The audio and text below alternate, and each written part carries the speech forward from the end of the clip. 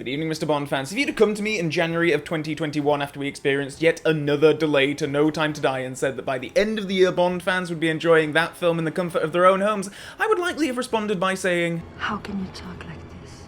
Can't you see I'm grieving?" And yet, here we are, and boy were there plenty of editions of this thing to pick from. Now, being something of a Bond nerd, I tend to splash out when it comes to the first releases of the latest Bond films, going for the most premium release, which in No Time to Die's case was this little number. Includes the director's autograph and a model DB5, well that's all rather lovely. How much? Well, modesty is still considered to be a virtue in most places, is it not?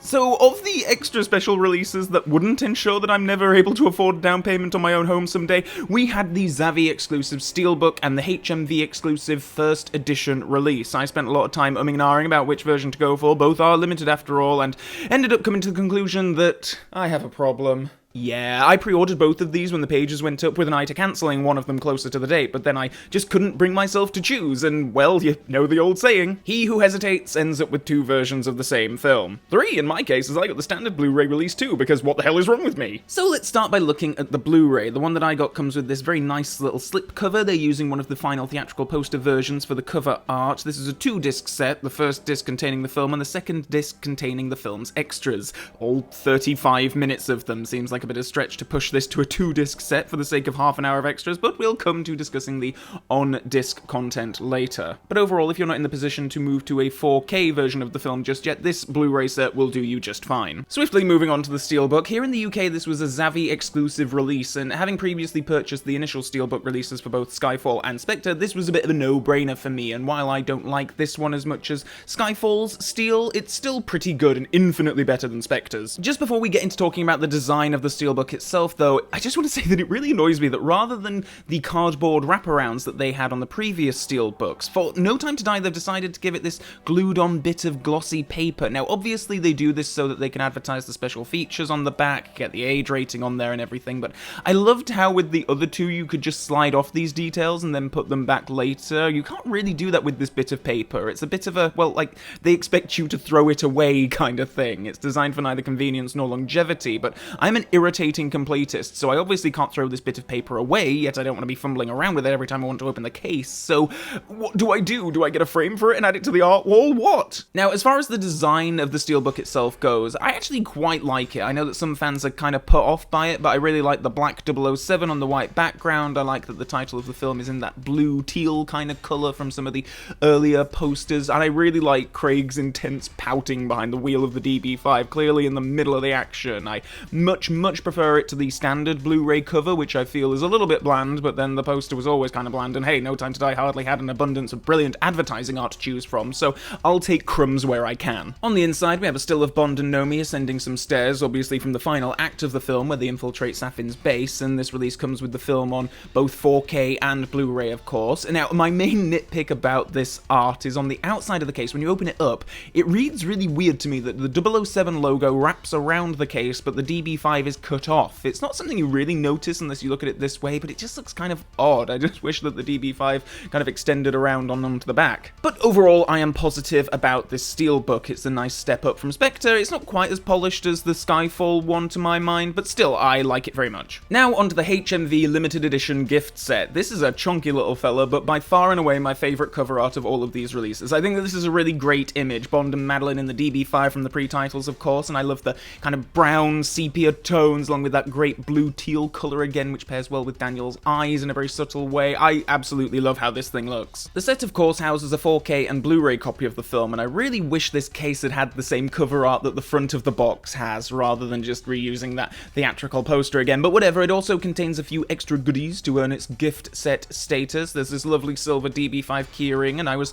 slightly surprised at how nice this thing was. There's a great weight to it, and comes in this very nice little case, and then there's an exclusive mini-book, which contains some stills and behind-the-scenes info, and as far as I can tell, this is just a significantly pared-down version of the full making-of book for the film, but I guess that it's good for casual fans of the film to sift through. And rounding out the extra goodies is a set of 6 art cards, basically mini cardboard character posters. There's Bond, of course, Paloma, Nomi, Madeline, Q, and Safin. I have no idea what I'll ever do with these, but exclusive, right? So let's talk about the on-disc extras now. I know that home media extras aren't quite what they used to be from major studio releases, but the fact that all we get is just over half an hour of new featurettes is disappointing to say the least. I mean, the 4K disc is also home to the Being James Bond documentary, which is something of a treat to have that thing available, but I feel bad for people who might not have a 4K player yet, because the documentary isn't on the regular Blu-ray, despite it housing a second disc purely for extras. Now, I'm sure that this is to do with disk space or something that's well over my head, but it does feel weird that the Blu-ray is spread over 2 discs, while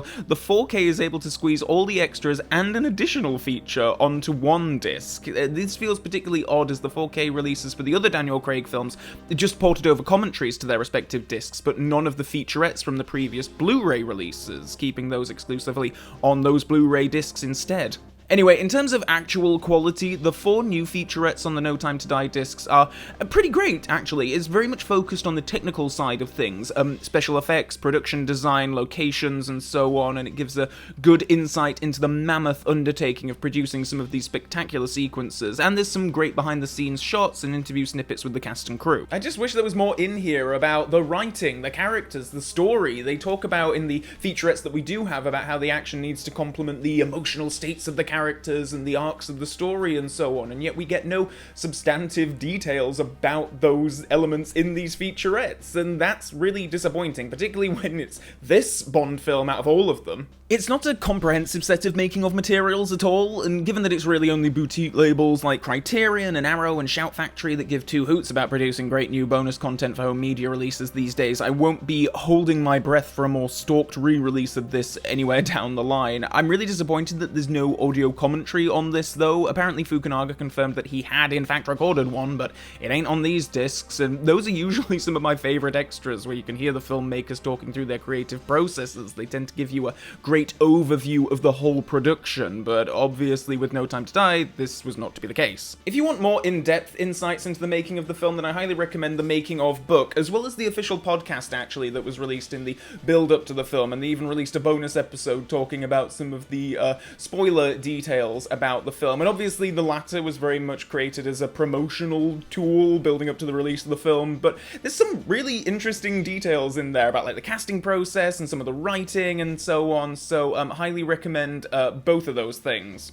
And so we come to, well, probably the most important aspect of this whole thing. How does the film look and sound? Well, honestly, it's perfection. This is going to be how most of us experience No Time to Die for a good long while, so it's obviously important that the picture quality and sound are robust, and in both cases of the Blu-ray and the 4K, it's reference quality. It's wonderful. Everything is captured in such stunning excellence. It's terrific. So now we can relive all the experiences that No Time to Die brings from our own sofas. As much as we want, we can marvel at the action of the pre-credits sequence. We can be intrigued by Safin's deadly plans. We can chuckle at the various amusing cue moments throughout the thing. And when it comes to the ending, we can, well, I guess choose your own option for what you do regarding that. Personally, after all this time waiting, I'm just thrilled to have the film, to really let it sink in with the rest of the Craig era and the Bond filmography overall. I love being able to hold this thing in my hands finally, and I'm a physical media kind of guy, and yeah, I'm sure there are people out there who are all like, who buys DVDs anymore when it's all on streaming? But I genuinely love having a physical movie collection. I love having stuff on shelves. It can be a great conversation starter. So I guess you like James Bond? Kinda, I guess. And besides, good luck with streaming when the apocalypse happens. You think that iTunes and Amazon are gonna keep their servers going when that happens?